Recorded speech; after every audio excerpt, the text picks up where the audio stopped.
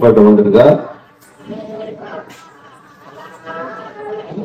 మానవ క్షేమముకు ఆధారభూతుడైన దేవాది దేవునికి మన రక్షకుడును విమోచకుడైన యేసుక్రీస్తు వారి యొక్క ఘననామంలో దేవునికి స్తుతి సమర్పిస్తూ మన సహోదరులు వేరుచెర్ల విక్రమ్ గారి యొక్క ఆహ్వానం మేరకు వారి కుటుంబమును ప్రేమించి వారిని బలపరుస్తూ ఆదరిస్తూ సంతోషపెట్టకు చేరేస్తాం. మీ అందరికీ యేసుక్రీస్తు వారి నామములో వందనాలు తెలియజేస్తాం. భూమి మీద జీవిస్తున్న మనము రక్షణను గురించి అనేకమైన సంగతులు మనం వింటాం. రక్షణ గురించి అనేకమైన సంగతులు వింటాం.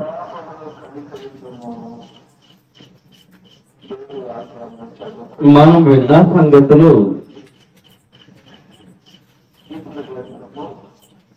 నిజంగా మనలను రాబో ఉగ్రత నుంచి తప్పించిందా? మనం విన్న రక్షణ గురించిన వర్తమానము రాబో ఉగ్రత నుంచి తప్పించిందా? రాబో ఉగ్రత నుంచి తప్పించకపోతే రక్షణను గురించిన విలీన వర్తమానం నిష్ప్రయోజనం. రాబో ఉగ్రతను తప్పించకపోతే రక్షణను గురించి విలీన ఉపదేశము నిష్ప్రయోజనం. లేస్తుంది, ఉపయోగం లేదు. బాప్తిస్మ యోహాను యొక్క మాటలు తెలియజేశారు. మత్తయి సువార్త 3వ అధ్యాయంలో మత్తయి సువార్త 3వ అధ్యాయము 7వ వచనములో బాప్తిస్మం ఇచ్చి యోహాను దగ్గరికి బాప్తిస్మం పొందటానికి భక్తి జనులు వస్తున్నారట. పాపులను వస్తున్నారు. పాపులతో పాటు దేవుని యందు భక్తి కలిగిన వారు, గ్రంథం పెరిగిన వారు, పరిసయ్యులు, శాస్త్రులు, ప్రధాన యాజకులు, సద్దుకాయలు తదితరులు బాప్తిస్మం ఇచ్చి యోహాను దగ్గరికి వస్తున్నారు. బాప్తిస్మం ఇచ్చి యోహాను దగ్గరికి వారు వచ్చుతుండగా బాప్తిస్మం ఇచ్చి యోహాను వారిని చూచి ఒక ప్రత్యేకమైన ప్రశ్న అడిగాడు. బాప్తిస్మం ఇచ్చి యోహాను ఎవరు ప్రశ్న అడుగుతున్నాడు?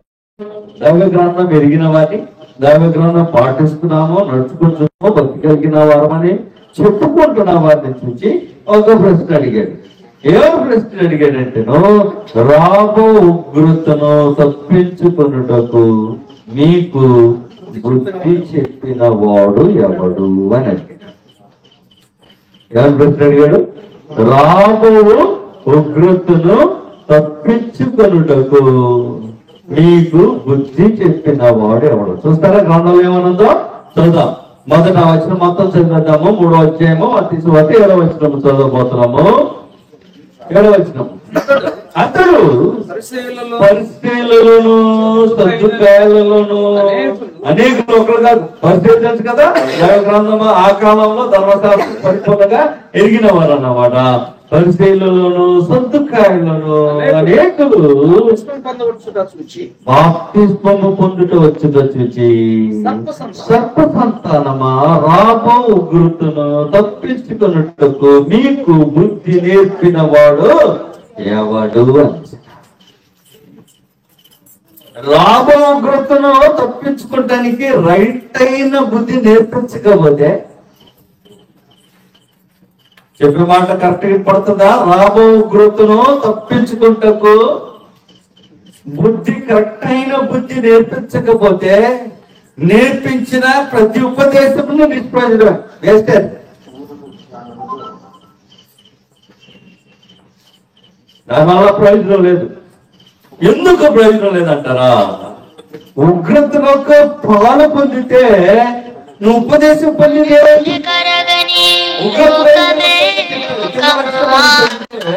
ఉగ్రత ఏం జరుగుతుందో చెప్పాడు అనమాట. 8వ వచనం చూడబోతున్నాము.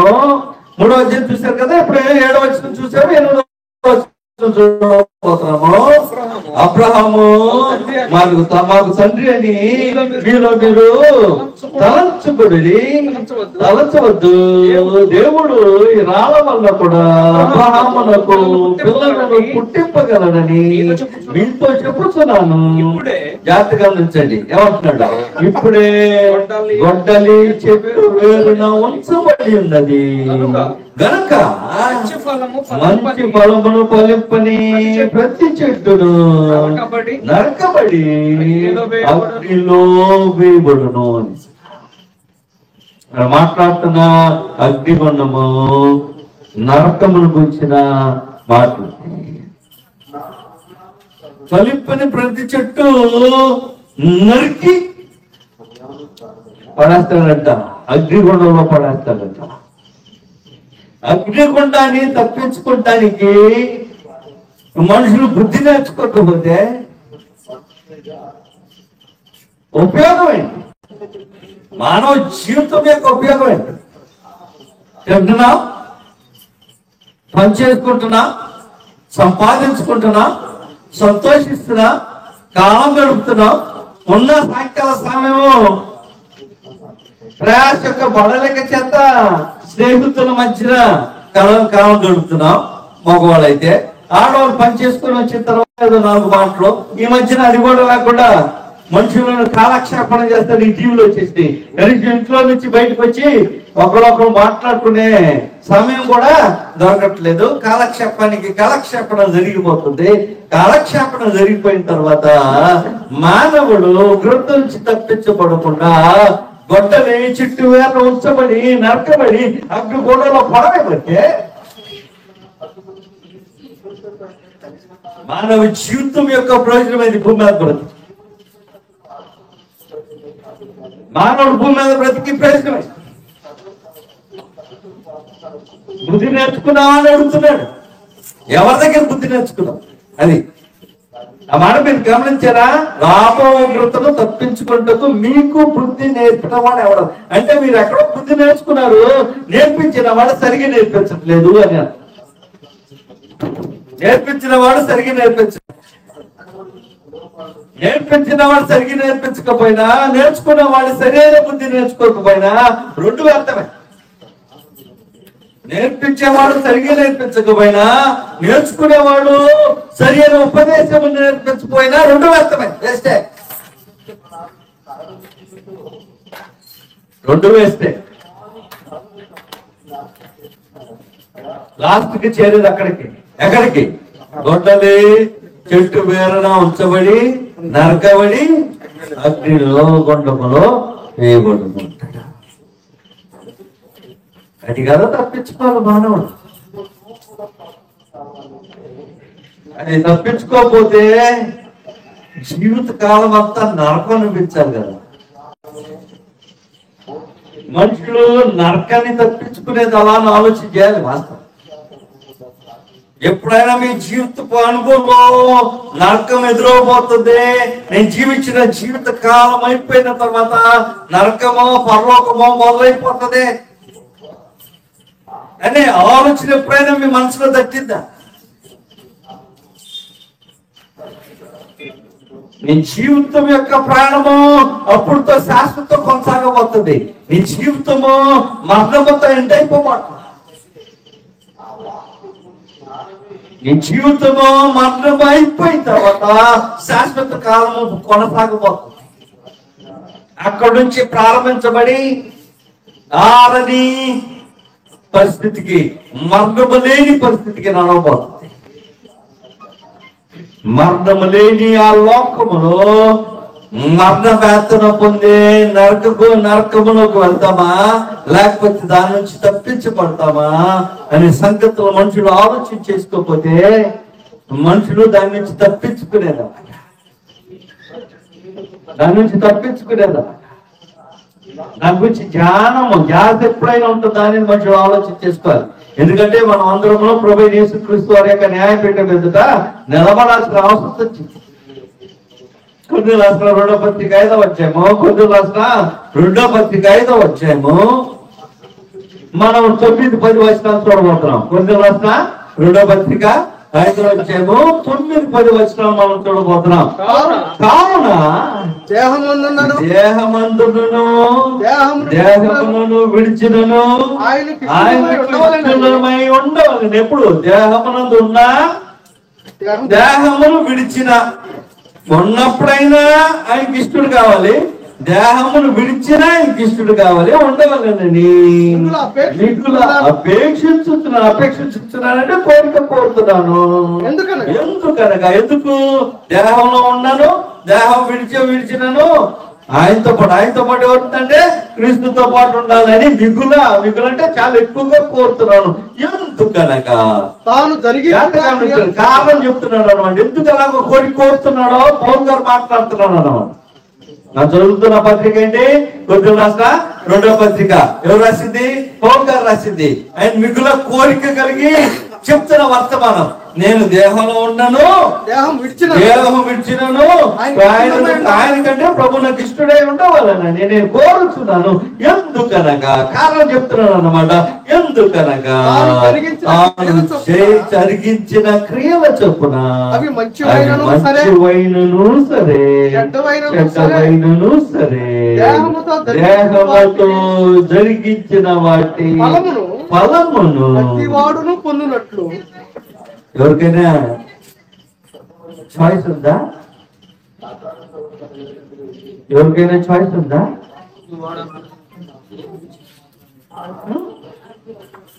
ప్రతి వాడును పొందినట్లు. ఎంతమంది చాయిస్ ఉంది? ఎవరికైనా పొందకుండా తప్పించుకోపోయే ఛాయిస్ ఎవరికైనా ఉందా? క్రీస్తులో ఉన్నామండి కాబట్టి మాత్రమే ఎగ్జామ్షన్ ఉందా? ఉందా? లేదే. క్రీస్తును బాప్తిసం పొందా, నేను ప్రతిఫలం పొందను, నేను దేహం వల్ల జరిగించిన క్రియ యొక్క ప్రతిఫలం పొందను అని చాయిస్ ఎవరికైనా ఉందంటేనో మానవ కోటిలో ఎవరికైనా చాయిస్ లేదు. ఎవరికి లేదా? ఎవరికి లేదు. క్రీస్తునందు ఉన్న వాడికి లేదు, క్రీస్తునందు లేని వాడికి లేదు. దేవుడు శ్వాస కలిగిన వాడికి లేదు, శ్వాస లేని వాడికి లేదు. ఈ చాయిస్ ఎవరికి లేదు. ఏమన్నాడు? ప్రతి వాడును. ప్రతి వాడికి ఎవడో వస్తాడు, అది ఎవడైనా కానీ ప్రతి వాడును ఏం చేస్తాడన్నా పొందునట్లే పొందుతాడు. అవి మంచివైనను సరే చెడ్డవైనను సరే దేహముతో జరిగించిన. దేహం ఎక్కడుంది? చచ్చిపోయిన తర్వాత ఉంటుంది కదా దేహం. దేహం చచ్చిపోయిన తర్వాత ఉంటుంది కదా. దేహం ఎప్పుడు ఉండిద్ది? బ్రతికినప్పుడు ఉండిద్ది. చచ్చిపోతే ఏమైపోతుంది? దేహాన్ని విడిచిపెట్టేస్తాం. చచ్చిపోతే ఏం చేస్తామో దేహాన్ని విడిచిపెట్టేస్తాం. దేహముతో జరిగించిన క్రియలంటే నువ్వు భూమి మీద ఉండగానే నువ్వు చేసిన క్రియలు అవి మంచివైనను సరే చెడ్డవైనను సరే. చెడ్డ వాటికి ప్రతిఫలం వస్తుందా? కాదు. మంచి వాటికి ప్రతిఫలం వస్తుందా? కాదు. రెండింటికి వస్తుంది ప్రతిఫలం. మంచివైనను సరే చెడ్డవైనను సరే ఏం చేస్తాడన్న దేహముతో జరిగించిన వాటి యొక్క ఫలము ఎంతమంది పొందాలి? ప్రతి వాడును పొందినట్లు. మనం అందరం మొక్కలు కాదనమాట. మనం అందరమును క్రీస్తు యొక్క న్యాయపీఠం ఎదుట ప్రత్యక్షము కావలెను. ఎక్సెప్షన్ ఏం లేదు, చాయిస్ లేవు, ఎగ్జామ్షన్స్ లేవు.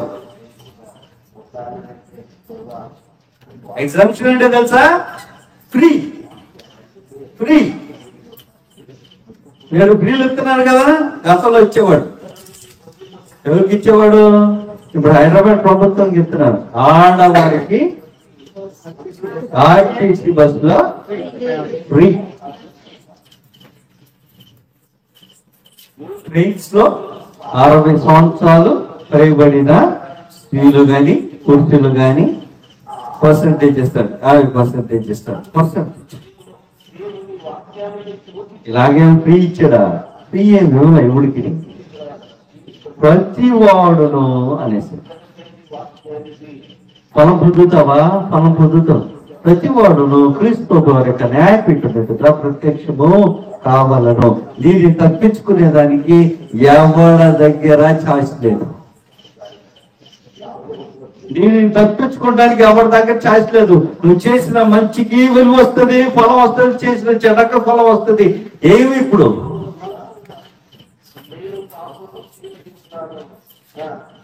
దాన్ని బట్టి చూస్తాడు అన్నమాట.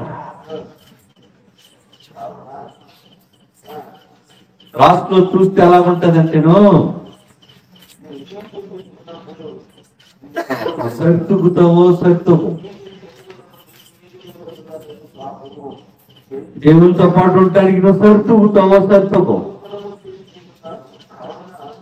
మనుషులు భూమి మీద బ్రతికుండగా వారికి నేర్పించబడుతున్న పాఠంలోనే మనుషులు జాగ్రత్త పొందాల్సిన అవసరం ఉంది. ఏం జాగ్రత్త పొందాల్సిన అవసరం ఉందంటే, బాబు జాగ్రత్త, రాము అనుకున్న తోట ఉంది, నిత్య నరకం అవుతుంది, దేవునికి దూరమయ్యే ఒక అపాయం, నరికి అగ్ని గుండంలో ఏమనే ఒక ప్రమాదం, దానిని తప్పించుకోవాలి. భూమి మీద అంతకాలం బతికితే ఏమైతే 30 సంవత్సరాలు, 70 సంవత్సరాలు, 80 సంవత్సరాలు, 100 సంవత్సరాలు బ్రతికినా లాస్ట్ కి దేవుడితో పాటు పర్వం అనిపించలేకపోతే నువ్వు జీవించిన జీవితం అంతా వేస్ట్. నువ్వు జీవించిన జీవితం అంతా వేస్ట్. ఉన్నాయి. దీన్ని తప్పించుకోవడానికి మార్గం ఏంటి? అది మనం ఆలోచించేది. మీకు అర్థమైతే దీనిని తప్పించుకోవడానికి మార్గమే, విధానమే, దేవుని ఏర్పాటు. దేవుడు ఎదురు చూస్తున్నాడు. అదృష్టమే. శరీరంలో ఉన్నను శరీరంలో లేకపోయినను ప్రభువును సంతోష పెట్టేదాడు. ప్రభు సంతోష పెట్టేదాడు. ఆ సంగతులు ఆలోచించకపోతే ఈ జీవిత కాలం అంతయు గడిపేస్తాము. ప్రభుని దుఃఖపెట్టిన వారికనే మన యాత్ర ముగించుకుని పోతాం. ప్రభుని సంతోష పెట్టేదాం. How we are going to please God and His love. దేవుడిని సంతోష పెట్టేదలాగా ఆయనను గణపరిచేదా, దేవుని సంతోష పెట్టేది ఎలాగా, గణపరిచేది ఎలాగంటేను ఆయన మానవాళిని ఉద్దేశించి ఏర్పాటు చేసిన ఏర్పాటును అనుసరించి మానవుడు నడవటం. దేవుడు పాపముతో ఎవరిని చేర్చుకోడు. ఈ మాట మీకు అర్థమైతే దేవుడు పాపముతో ఎవరిని చేర్చుకోడు. ఆ మాట గుర్తుపెట్టుకోడు. ఎవరిని చేర్చుకోడు అంటే ఎవరిని చేర్చుకోడు. పాపము అనే పేరున్నా, పాపము నరులో ఉన్నా, పాపముగా ఎవరైనా ఎంచబడినా ఎవరిని చేర్చుకోడే. పాపములకు దూరంగా తమ యొక్క జీవితాలు కట్టుకోవాల్సిన అవసరం. పాపములకు దేవుడు మీ అందరికి తెలుసు, కుడికి తూర్పుకు పడమలకు ఎంత దూరము ఉన్నదో పాపములకును ఆయనకి అంత దూరము. తూర్పునకు పడమలు ఎప్పుడైనా కలుస్తుందంటే ఎప్పుడు కలవడం. దేవుడు పాపంతో ఎప్పుడైనా కలుస్తాడంటేనో దేవుడు పాపముతో ఎప్పుడు కలవలేడు. అది ఎవరైనా కానీ ఎవరి మీద ఉన్నా కానీ. ఎంత గొప్ప దేవుడు పాపం అనే పేరంటే అంత దూరం ఉంటుంది. ఎంత గొప్ప దేవుడు పాపం అనే పేరింటే అంత దూరం ఉంటుంది తెలుసు. మరి క్రీస్తు పోయినా సరే, నేను చెప్పే మాట మీకు అర్థమవుతున్నా, అది క్రీస్తు అయినా సరే పాపముగా క్రీస్తు వారు చేయబడ్డప్పుడు కనీసం ఆ పేరుతో కూడా దేవుడు పొత్తు పెట్టుకోవడానికి ఇష్టపడటం,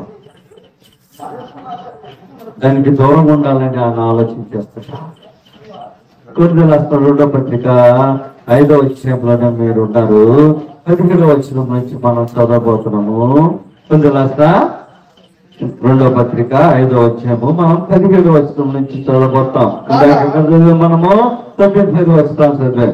ఎప్పుడు మనం 17వ వచనం కింద నుంచి వెళ్ళబోతాం మనం బాగా. కాగా ఎవడైనను క్రీస్తు యేసునందు ఎడల నూతన సృష్టి, పాతవి గతించెను, ఇదిగో కొత్తవాయెను, సమస్తము దేవుని వలన అయినవి.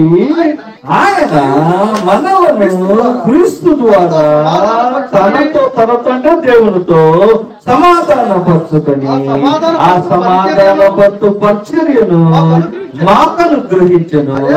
ఏదనగా దేవుడు వారి అపరాధం జాగ్రత్త వారి మీద మోపక క్రీస్తునందు లోకమును తనతో సమాధానపరచుకొనొచ్చు. ఆ సమాధాన వాక్యమును మాకు అప్పగించను.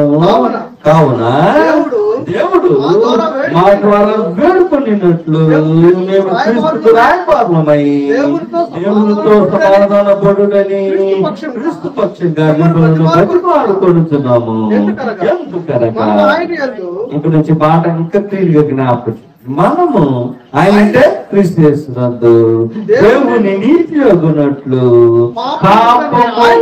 పాపము ఎరగని ఆయనను. గ్రంథం చూడాలి, నేను మాట మార్చి చదవబోతున్నాను. గ్రంథం చూడాలి.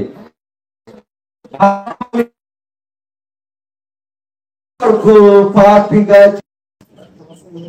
అంతా గ్రంథంలో అలాగా నేను గ్రంథం చదవలేదు. నేను పాపం ఎరుగని ఆయనను మన కొరకు పాపిగా చేసెను అనంత గ్రంథంలో. పాపిగా చేయలే ఆయన, పాపిగా చేసేదానికి అవకాశమే లేదు. ఏం చేశాడంట? పాపిగా చేయలే, పాపముగా చేశాడు. ఆయనే పాపముగా చేశాడు. పాపం ఎరగని ఆయనను, పాపము ఎరగని ఆయనను మన కొరకు పాపిగా కాదు సుమా, అమ్మాను గుర్తు పెట్టుకోండి. పాపిగా చేయలే, ఆయన పాపముగా చేశాను. పాపం అంటే ఆయనే పాపం. పాపి అంటే ఆయన చేస్తే పాపి అవుతాడు. ఆయన పాపం చేసి అందుకన్నాడు పాపం ఎరగని ఆయనను. ఎందుకన్నాడు? ఆయన తనంతగా తాను పాపం చేసిన వాడు కాడు, ఆయన పాపమే లేదు అన్నాడు. ఆయనలో పాపమే లేదు. పాపము లేని ఆయనలో పాపం చేయని ఆయనను మన కొరకు పాపముగా చేసిన. మనుషులు విమోచన సంపాదించాలంటే ఓటరే రాలేదు. మానవ కోటికి రక్షణ కలగాలంటేనే ఓటనే కలగలేదు. పాపముగా చేయబడిన క్రీస్తు వారిని సిలువలో ఉంటే రక్షించమంటే దేవుడు రక్షించరా?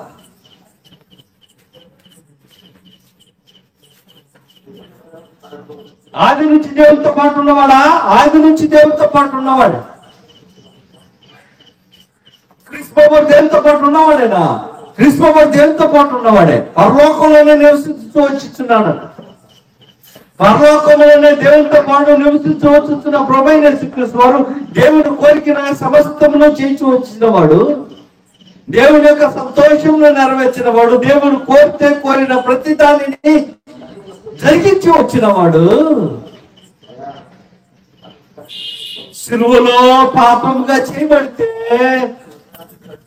ప్రభువైన యేసుక్రీస్తు వారి యొక్క ప్రార్థనను, పాపము లేని ప్రభువైన యేసుక్రీస్తు వారి యొక్క ప్రార్థనను దేవుడు అంగీకరించాడు.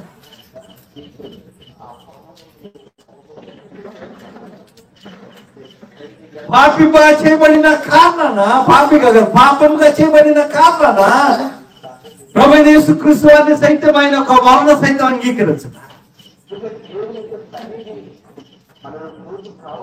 సిలువలో అర్థదాత మరణ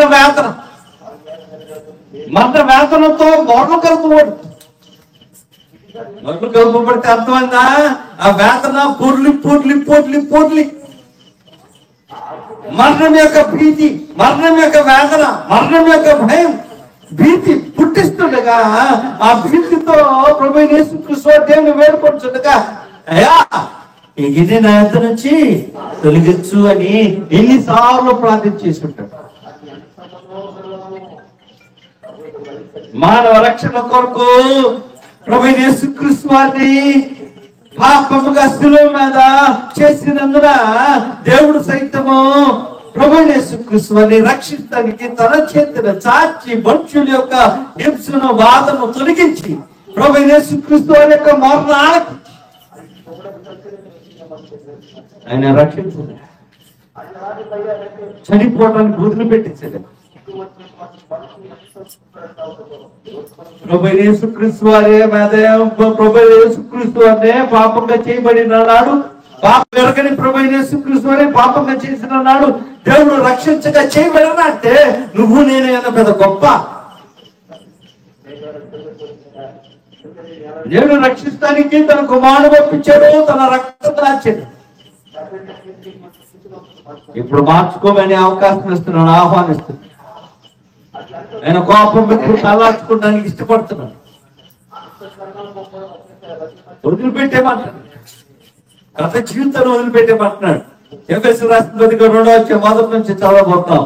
ఎఫెసీయులకు రాసిన పత్రిక 2వ అధ్యాయం మొదటి నుంచి చదవబోతున్నాం. 2వ అధ్యాయం మొదటి నుంచి.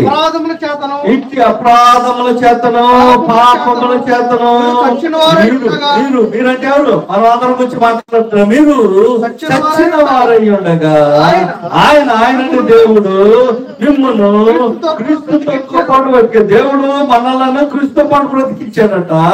మీరు వాటిని చేయొచ్చు సంబంధమైన అధిపతిని అనగా ఎవరైన వారిని ప్రేరేపించు శక్తి అధిపతి అయినా వారిని అనుసరించి ప్రపంచ ధర్మము చొప్పున మునుపు నడుచుకుంటుంది.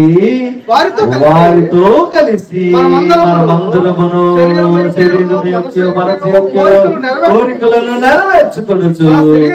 మన శరీరాశలను అనుసరించి మునుపు ప్రవర్తించు కడము వారి వలె. కడమరు వారి అంటే లోకంలో ఉన్న మనుషుల్లాగానే స్వభావ సిద్ధముగా దైవోగ్రతకు దేని పాత్రమై ఉన్నాడు. దైవ ఉగ్రతకు, దైవ ఉగ్రత అంటే దేవుని యొక్క పాపమునకు పాత్రమై ఉంటుంది. రామ ఉగ్రతను తప్పించుకునేది అక్కడ నుంచి. దేని పాత్రలు మనము కడమ వారి వల్లే స్వభావముగా రాబో ఉగ్రతను దేవుని యొక్క ఉగ్రతకు పాలివారు. దానికి అదో తప్పించుకోవాల్సి ఆ ఉగ్రత ప్రభువైన యేసుక్రీస్తు వారు చూపించారు ఎలా ఉండబోతుంది.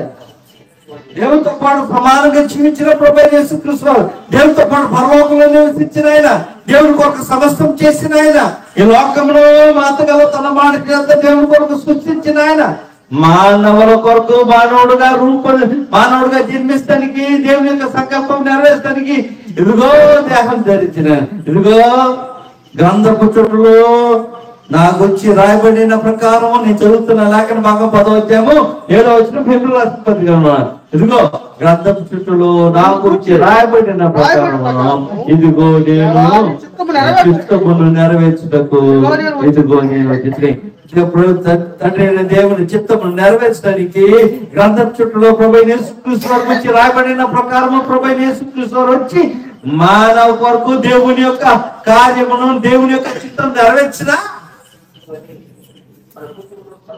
పాపం ఉన్నంత వరకు దేవుడు ఆయనను సైతం రక్షిస్తానికి ఇష్టపడు.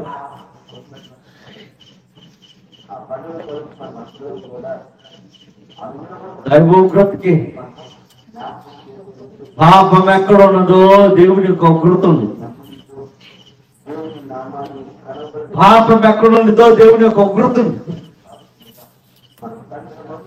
అది ఎక్కడైనా సరే,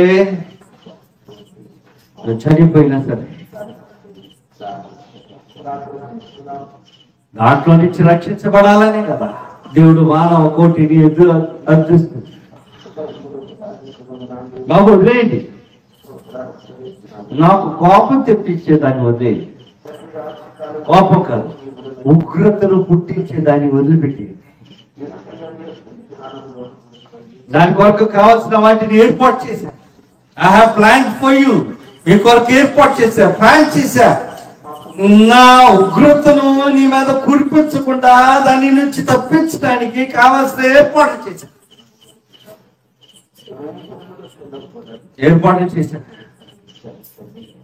పాపం చేయకుండా ఉండాలని, పాపం చేయాలని కాదు.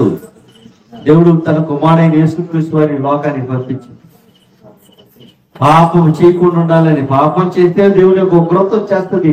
దాంట్లో నుంచి తప్పిస్తానికే క్రీస్తు వారి లోకానికి వచ్చింది. యోహాను రాసిన మొదటి పత్రిక 2వ అధ్యాయం మొదటి నుంచి చూడబోతాం. యోహాను రాసిన 2వ పత్రిక మొదటి పత్రిక 2వ అధ్యాయం మొదటి నుంచి.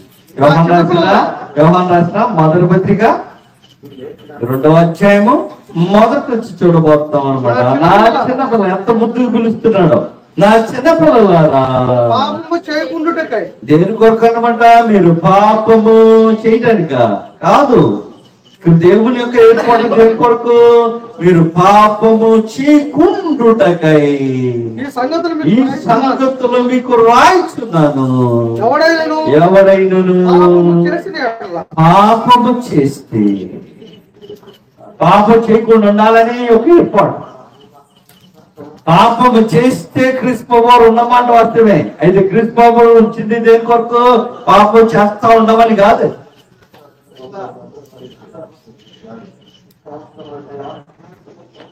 పాపము చేయకుండుటకై ఈ సంగతులు మీకు రాయిస్తున్నాను. రాయితేనే పాపం చేయకుండా ఉండాలి. నిజంగా పాపం నుంచి చచ్చిపోతే బాప్తిస్మం యొక్క ఏర్పాటు పాపం విషయమై చనిపోయి పాతి పెట్టి పడే ఏర్పాటు. రోమిల రాసిన పత్రిక 6వ అధ్యాయం నుంచి మనం చదవబోతున్నాం. రోమిల రాసిన పత్రిక 6వ అధ్యాయం అలాగైనా మొదటి నుంచి చదవబోతున్నాం. రోమిల రాసిన పత్రిక 6వ అధ్యాయము మొదటి నుంచి చదవబోతాం మనం. అలాగైనా ఏమందుము కృప విస్తరింపవలనని, పాపమందు నిలిచి ఉందుమా. ఎవరిగా జాతి గమనించండి. కృప విస్తరించవలనని. కృప ఉందంటే మాత్రం పాపం చేయాలనా? ఆ ఏర్పాటు దేవుడు పాపం చేయడానికి ఆ క్రీస్తు ప్రభువుని పంపించింది కాదు అని తెలియదు. కింద ఏమన్నాడు? అట్లా రాదు అని ఏమన్నాడు కింద? అట్లా రాదు, అట్లా అనొస్తా. అది కాదు, దాని కాదు ఉద్దేశం. పాపం చెయ్యాలని కాదు క్రీస్తు ప్రభువుని పంపించింది. దేని కొరకు క్రీస్తు ప్రభువుని పంపించాడంట? పాపము చేయకుండా ఉండాలని క్రీస్తు ప్రభువుని పంపించాడు. అట్లా రాదు అంటే అర్థం ఏంటి? పాపం చేయకుండా ఉండాలని ఆయన ఉపయోగం. క్రీస్తు ప్రభువు యొక్క రాకడ, క్రీస్తు ప్రభువు యొక్క ఏర్పాటు, క్రీస్తు ప్రభువు యొక్క మరణము. క్రీస్తు ప్రభువు పాపం పెరగని ప్రభు వారు పాపముగా చేయబడి సులువ మానవులు మన కొరకు మరణించడానికి ఒకే కారణము పాపము చేయకుండా ఉండాలి. ఇంకో మాట చెప్పేసి చెప్పాను. చదివితే అంత నోటుకుందా మాట చదువుతామా మరొకసారి. పాపము చేయకాదనమాట, పాపములు నిలుచుందుమా అట్లా రాదు అని.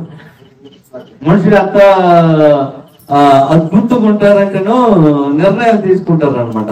ఈ రీసెంట్ గా జనవరి 1 వచ్చింది.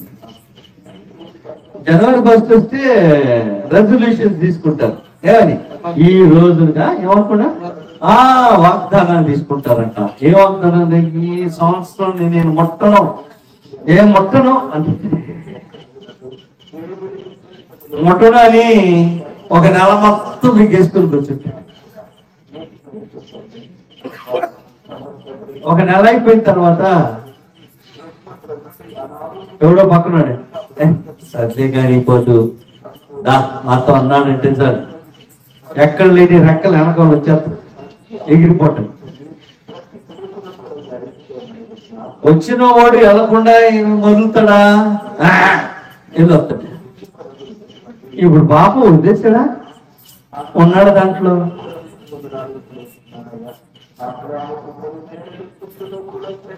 నెల రోజుల తర్వాత అయితే పాపం వదిలేశాడా?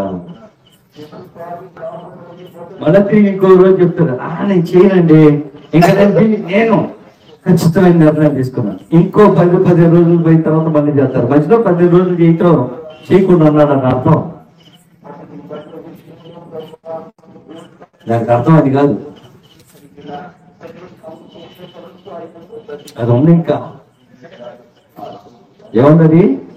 ఆ పాపము పోలా, మాటికి తలెత్తుతూనే ఉంటాం. నేనున్నా అని గుర్తు చేస్తానే ఉంది. నేనున్నా నువ్వు మర్చిపోవా, నేనున్నా.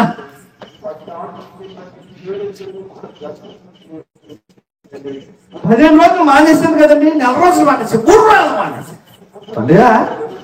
మళ్ళీ ఎత్తింది తల.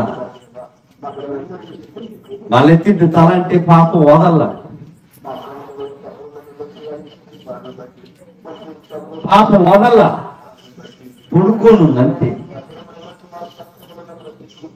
ఆ పాపము పడగ విప్పల లోపల సర్దిపడికి పుణుకోడు అంతే. మళ్ళా తిరిగి విప్పుతుంది పడగ. 3 నెలల తర్వాత 4 నెలల తర్వాత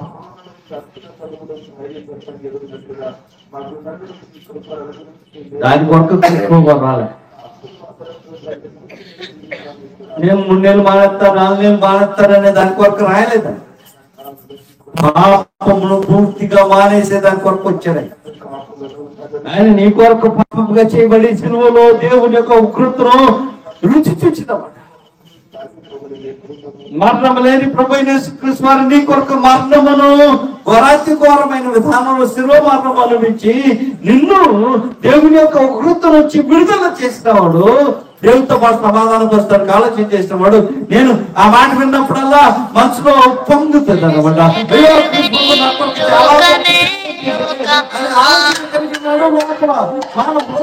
పొంగుతుంది. ఉప్పొంగిన నాడు మాత్రం మానవుడు లేనిపోని నిర్ణయాలు చేసేసి నేను చేస్తా ఉంటా అంటాడు. ఎంతకాలం ఉంటాడు? ఉండాల్సిన సంగతి ఏంటన్నాడు? పాప విషయమై ఇంకనూ ఉండేది కాదు. నా చిన్న పిల్లలారా, పాపం చేయాలని ఈ సమాచారం చెప్పండి. పాపము కనపడిన ప్రతిసారి దేవుడి యొక్క ఉగ్రత కనపడు రాకూడదని.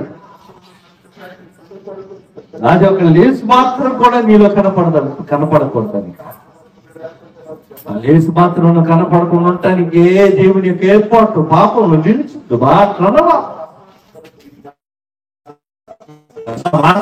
రాకూడదు. దేవుడు మానవ కొరకు ఏర్పాటు చేసిన ఏర్పాటులో పాపం నుంచి ఎంత దూరం ఉంటుంది. కారణం ఒకటే. ఎందుకు మాత్రం చెప్తున్నానంటాడు, నువ్వు దేహముతో జరిగించిన వాటి యొక్క ఫలము అది మంచివైనను సరే చెడవైనను సరే దాని యొక్క ఫలము పొందాలి. ప్రతి వాడును పొందాల్సిన అవసరం ఉంటుంది అనమాట. నీ పాపం యొక్క ఫలం పొందే రోజు వస్తుందా? పాపం యొక్క ఫలం పొందే రోజు వస్తుంది. నీ మంచి క్రియల యొక్క ఫలం పొందే రోజు వస్తుందా? మంచి క్రియల యొక్క ఫలం పొందే రోజు కూడా వస్తుంది. అది మంచివైనను సరే చెడ్డవైనను సరే ప్రతి వాడును దేహముతో జరిగించిన వాటి యొక్క ఫలమును పొందినట్లు, ప్రతి వాడును పొందినట్లు ఫలమందరూ క్రీస్తు వారి యొక్క న్యాయపీఠం ఎదుట ప్రత్యక్షము కావాలను అనేసి. క్రీస్తు వారు న్యాయపీఠం దగ్గర అందరూ ఒక రోజు నిలబడాలి. దేని కొరకు నిలబడాలంటేను మంచి ఇచ్చిన దానికి చేయకుండా ఉండటానికి కొరకే ఒక తిప్పలు, ఈ యొక్క ఏర్పాటు దేవుడు ఏర్పాటు చేస్తే ఏర్పాటు క్రీస్తు చేస్తున్నాడు. ప్రభువైన యేసుక్రీస్తు వారి సైతం సిలువలో పాపంగా చేయడానికి ఉద్దేశం అది. ఏమన్నాడు? కనీసము పాపము అనే మాట అనరాదు. అది రాకూడదు, అది రావద్దు, రాని బాగా జాగరూకతతో బతకాలి. బాగా వచ్చింది. మనుషుడు బ్రతికేటప్పుడు ఆలోచన చేసుకోవాలి. దేవుడి యొక్క ఉగ్రతను రప్పించబడతాడు. గతంలో చేశారు, మనమును కడప వారి వలనే స్వభావ సిద్ధముగా దైవోగ్రతకు ఆతులై ఉన్నాం. ఒకనాడు ఏం చేసేము? మనమును వాటిని చేయించు వాయుమండల సంబంధమైన అధిపతిని, ఇప్పుడు ప్రేరణగా అవిధేయులైన వారిని, ఇప్పుడు ప్రేరేపించే శక్తికి అధిపతి అయిన వారిని అనుసరించి ప్రపంచ ధర్మము చొప్పున మునుపు నడుచుకుంటే ఆ పాప మార్గంలోనే నడుచుకున్నాం. అది గతం.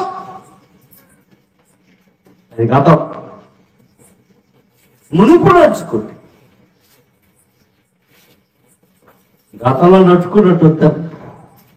గతంలో పాపం దైవోగ్రతను పుట్టించే దాన్ని తప్పించుకుంటానికే మార్గం. పాపం గుర్చిన ఆలోచన అయినను, ఊసైనను, తలంపైనను ఉండరాదు, రాకూడదు. క్రీస్తు వారు ఎందుకు ఉన్నారంటే అందుకే ఉన్నాడన్న. మరొకసారి చదువుతామా? 2 వచనాలు చదవబోతాం. చాలా జాగ్రత్తగా పట్టుకోండి.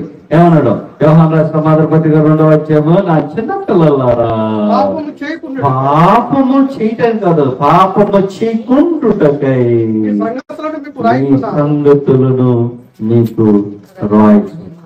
అసలు ఈ సంగతులు రాయటానికి అదేంటి? క్రీస్తు అని మన ఉత్తరవాది ఉన్నాడనే సంగతి రాయటానికి వెనకాల ఉద్దేశం ఏంటన్నమాట? మీరు పాపం అనేది చేయకుండా ఉండాలనే ఇది రాస్తున్నా.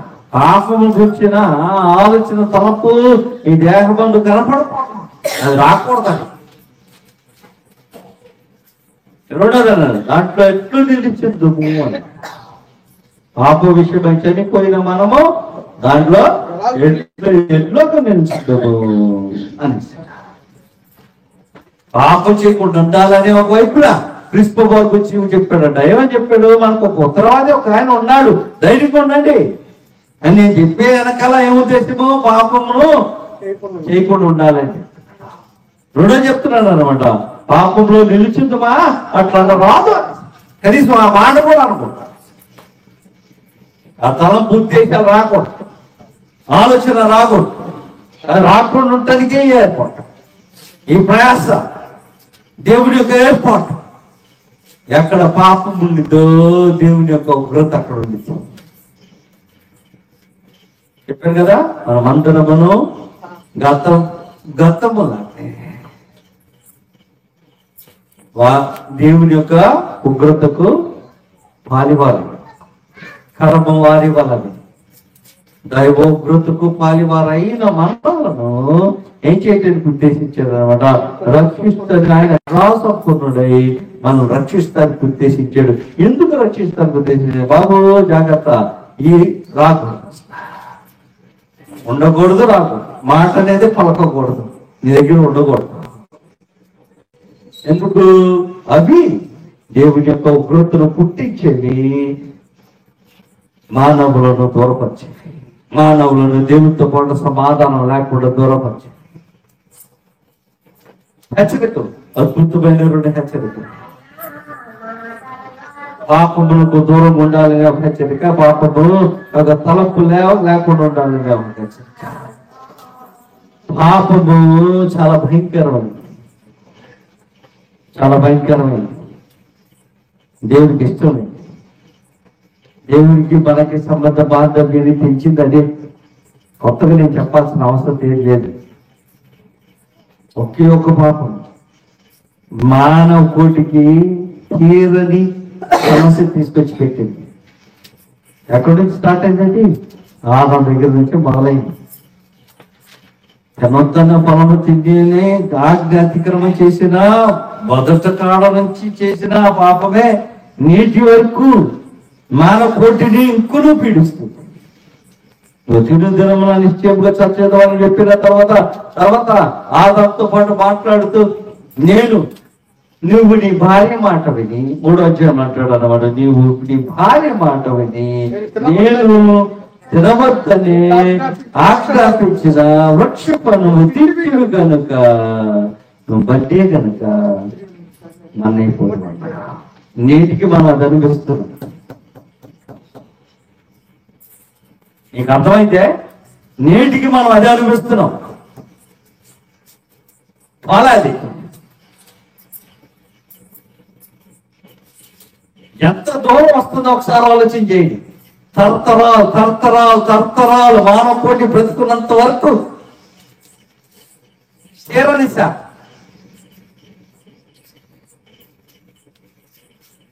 పాపం అలా ఉంటుంది, మనుషులకు అర్థం కావట్లేదు.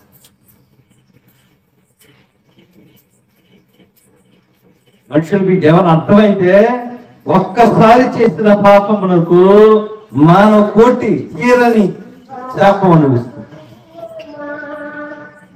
అదంతా పోలేదు, అదంతా పోయిందా? నువ్వు తినమున నిశ్చయముగా చచ్చేదం అంటే అప్పుడు ఆదామానికి మాత్రం ఆగిపోవాలి, అంతే కదా? ఆదాంతో చెప్పింది ఏంటి? ఆది కాండం 2వ అధ్యాయంలో ఏం చెప్పాడు? బాబు, ఈ చెట్టు వృక్ష ఫలములన్నిటిలో, తోట వృక్ష ఫలములన్నిటిలో అభ్యంతరముగా తినవచ్చును కానీ అయితే ఈ మంచి చెట్టును వృక్ష ఫలముల మాత్రము తినకూడదు. నీవు వాటిని తినమున నిశ్చయముగా చచ్చేదవన్నాడు. అది అక్కడితో ఆగలే. అది ఆత్మ సంబంధమైన మార్గంతో మొదలుపెట్టి దేహ సంబంధమైన మార్గంలోకి వచ్చింది. ఆత్మ సంబంధమైన మార్గంతో మొదలుపెట్టి దేహ సంబంధమైన మార్గానికి వచ్చింది. దేహ సంబంధమైన మార్గం ఎక్కడికి వచ్చింది? 3వ అధ్యాయంలోకి వచ్చింది అనమాట. 3వ అధ్యాయంలో చెప్పాను కదా, నేను చదువుకున్నావుగా, నేను నీ భార్య మాట విని నేను నువ్వు తినవద్దని నీకు ఆజ్ఞాపించిన. ఆది కాండం 3వ అధ్యాయంలో చదువుతున్నాను అనమాట. లేఖన భాగము 3వ అధ్యాయము 17 వచనము, 3వ అధ్యాయం 15 వచనము. చూడండి ఏమన్నాడు? ఇందు నిమిత్తము నేల సిప్పింపబడినది, ప్రయాసతో తిందువు, అది ముళ్ళ తప్పులను గచ్చపోతలను నీకు వలిపించును,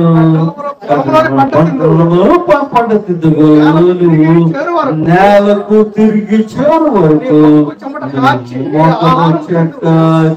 తిందువు, నేల నుంచి తీయబడితే నువ్వు మండే కనుక మన్నైపోదు.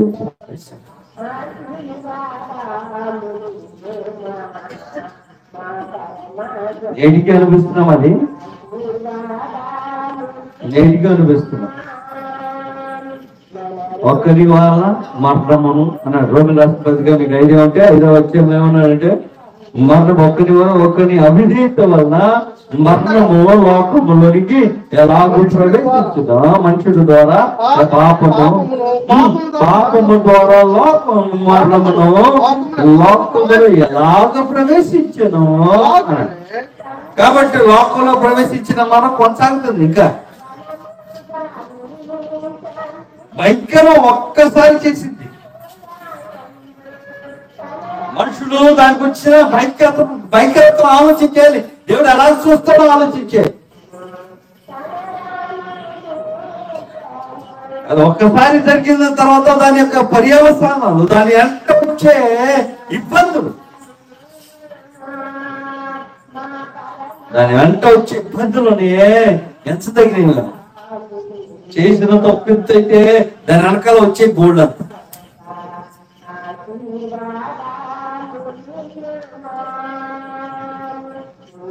పాపమునకు దేవుని ఉగ్రత అలాగుంటుంది. తప్పెత్తదే దేవుని యొక్క ఉగ్రత చాలా దూరం ఉంటుంది. మనుషులకి అంత భయంకరం అర్థం కాదు. పాపం అంటే దేవుడు చూసే విధానం అలా ఉంటుంది. అందుకే దూరం ఉండమంటారు. అంచనా బిడ్డల పాపము చేయకుండా ఉండుటకై నేను నీకు ఈ సంగతులను రాయించు. చేయకూడదని మీకు దాని యొక్క ఏమనాలి, దాని ఒక లోతు, దేవుని యొక్క ఉగ్రత ఎలా ఉంటుందో దానిపైన అర్థం కావుతుంది.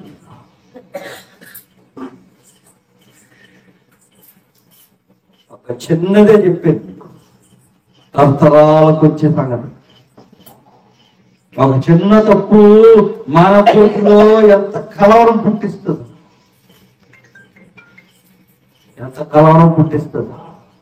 మనం దాన్ని అంతటిని పట్టించుకో. ఎందుకంటేనో దాని యొక్క ప్రతిఫలం మనకు తెలియదు కదా. రాబోతున్న దాని యొక్క ప్రతిఫలం మనకు అనుభవించు.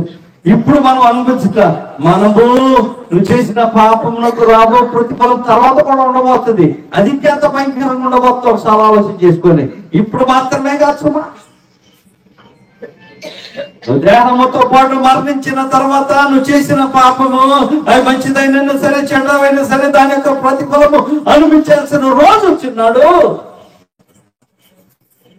నువ్వు చేసిన ఇంత చిన్న తప్పుకు కొన్ని వేల కోట్ల సంవత్సరాలు, లెక్కలేని ఇంకొక సంవత్సరాలు.